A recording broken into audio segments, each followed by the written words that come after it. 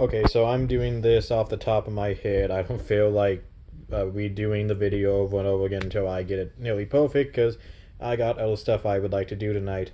But Roman Reigns just debuted on SmackDown, and I think the majority of us saw this coming because AJ he debuted on Raw last night, and he was essentially the Roman Reigns of SmackDown. And by that I don't mean people hated him or booed him or any of the tropes you would expect to come in a package deal with Roman Reigns. I That's not what I mean by that. I mean AJ was the top dog of SmackDown Live, and he was the guy to beat. And now we put him on Raw, and we replaced him with Roman on SmackDown. And from my perspective, at least, I hold the majority of the people in Montreal cheering Roman, which that's heartwarming to know because I've heard people booing him at times since he came back, and it's just nice to hear people cheer him. Like, I live on the West Coast, and on TV every week I will hear people, like, whatever city he's in, they will boo him, and they will say you suck or something derogatory and insulting towards him.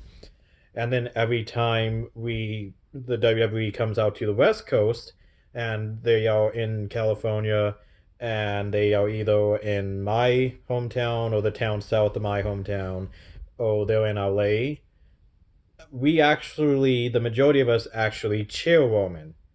And I am so proud of my California for doing that, because like it's nice to actually hear people cheer the guy who usually gets booed, especially since from a character perspective, Roman hasn't really done anything wrong.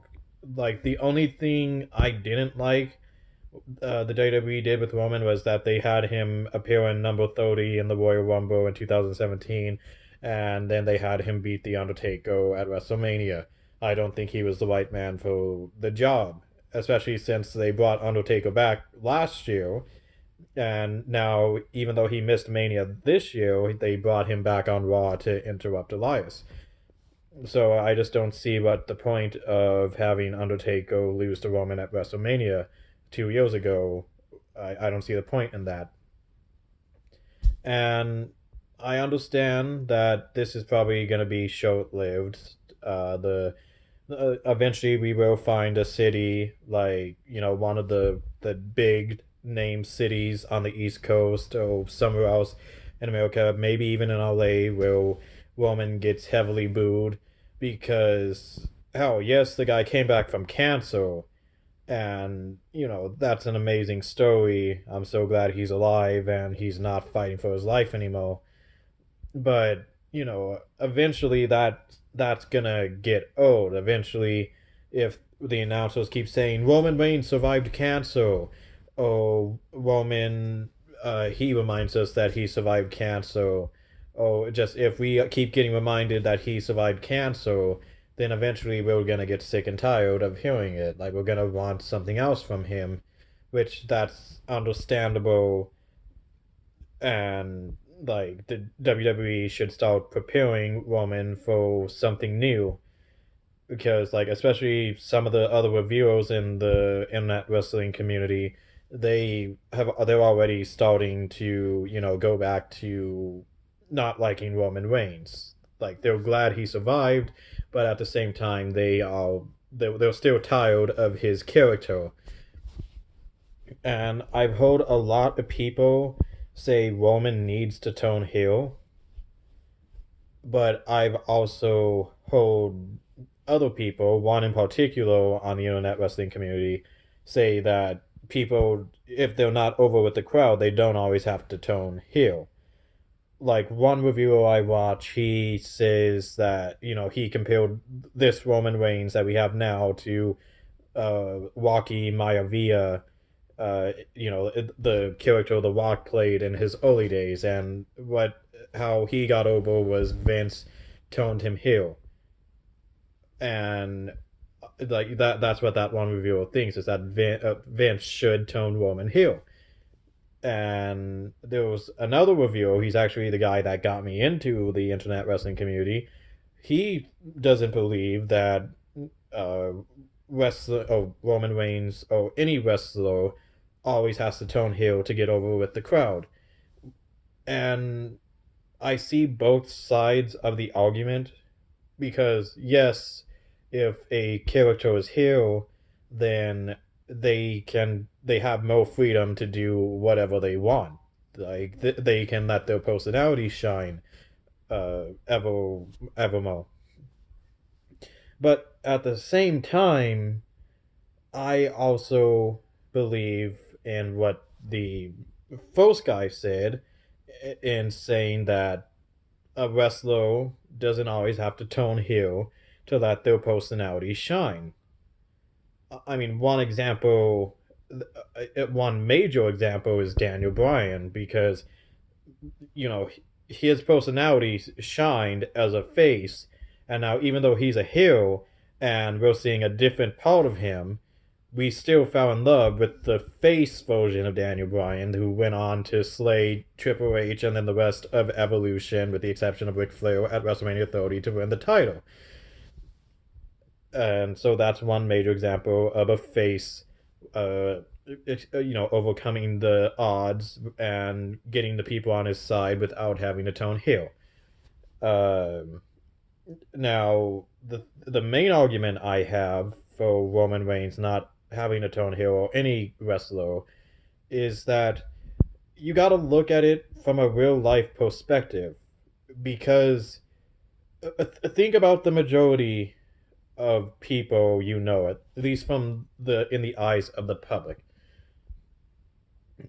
Like I'm sure we all have our skeletons in our closet, but for the most part, the majority of us, we we're basically babyface, and by that I mean we do what is necessary to stay good people, but we also do it in a way that lets our personality shine. Like when we're around our friends, like we don't have to go around insulting everyone or acting like big tough guys all the time, just just to get our point across or to not look like idiots. Like when we're with our friends, we let loose and we feel more comfortable and we let our personalities that we keep hidden from the rest of the world shine. But we don't always do it to the degree where we are insulting everyone in every city we come across. Like we're not going into a pizza parlor and they're like, "What do you want?" So and the guy's like, I think I'll just leave because you live in whatever city. You guys suck. So I'm not gonna eat from your establishment. Like that's not who we are, at least the majority of us. Like we actually, we can actually express our personality without being an asshole. Like we do it every day. Like how even on our phones, like we all have our own ringtones that we like, be it like Game of Thrones or Pokemon or whatever ringtone is on your phone. Whenever that rings, that lets everyone around us know that a little bit of what our personality is, and we don't have to act like an asshole to for those people to know that we like Pokemon or we like WWE or we like Game of Thrones, etc. Like there are all ways where we can speak good, stay in line for the most part without being assholes. And the thing about WWE is that it's hard for them to show a baby face, show their personality because the format they have now these days is, it's not as outgoing, if that's the right term, as it was in the old days.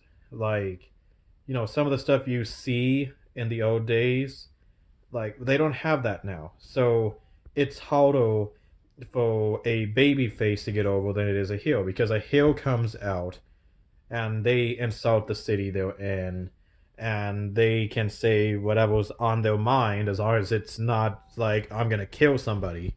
uh as long as it's not something like that, they can say whatever's on their mind, at least the character can. But baby faces, they have to come out and they have to say something nice.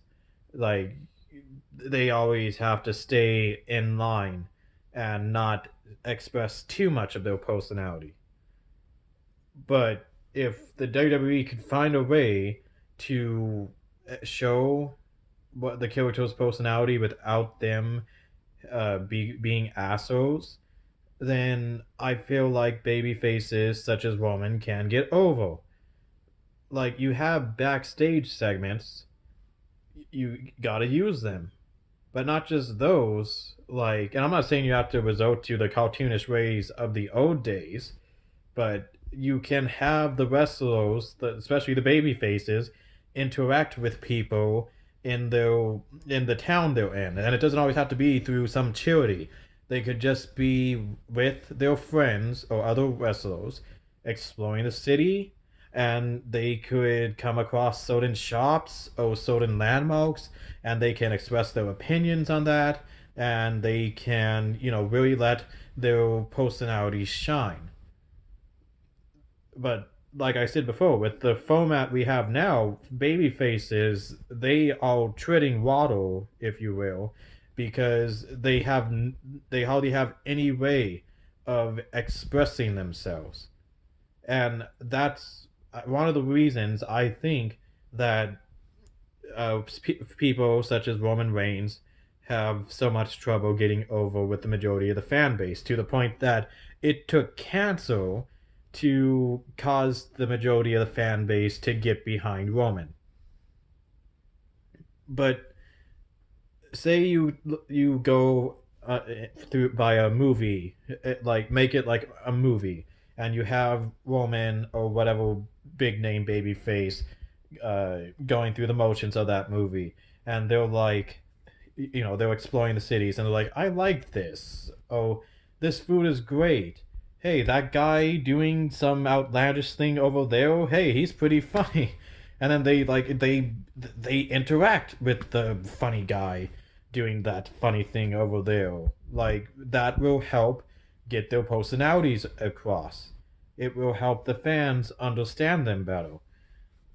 And I think it will keep the fan base. At least it will help tone down the booings at least a little bit, because yeah, what you did tonight with Roman was cool and all, where he came out and he punched Elias and then he punched Vince McMahon, who hadn't really done anything to him, at least from a character's perspective, at least not since like 2015, when that whole Roman versus the Authority angle was going on.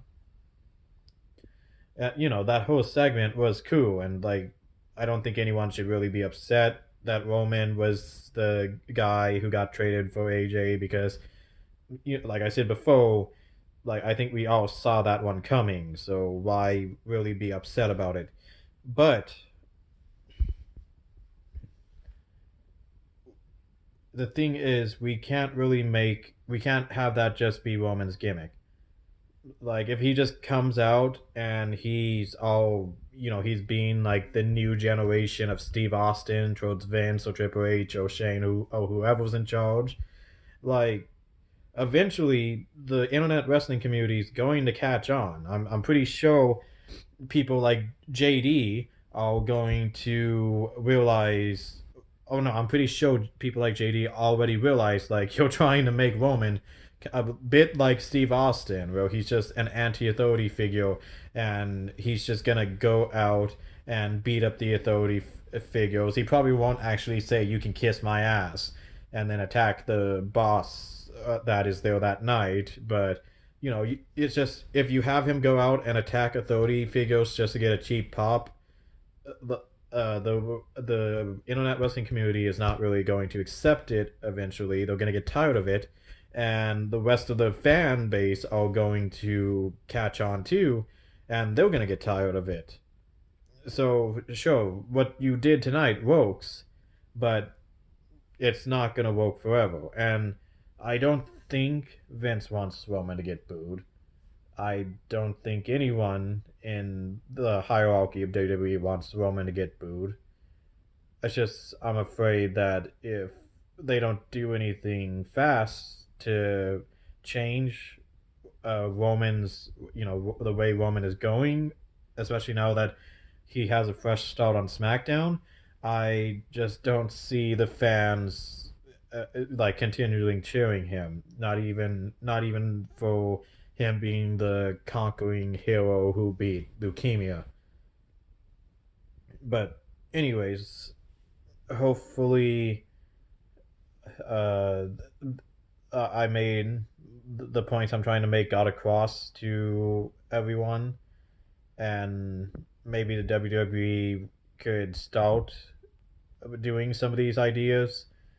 But anyways, that's just what I think they could do to help get a babyface over. And now I plan on doing a WrestleMania review.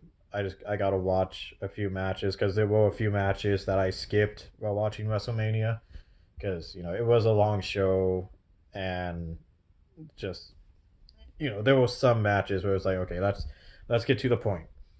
But yeah, I do want to do a WrestleMania review, and then I'm probably going to make a special video uh, about you know about stuff that I talked about before WrestleMania. Just I want to get a certain video out there so I can hopefully explain myself better. But anyways, I hope you guys had a good WrestleMania week. I hope you guys are liking at least one thing that the WWE is doing now, and hopefully any problems the WWE is having with certain superstars can be resolved, and every party involved can benefit from it. But yeah, so have a good night, everyone.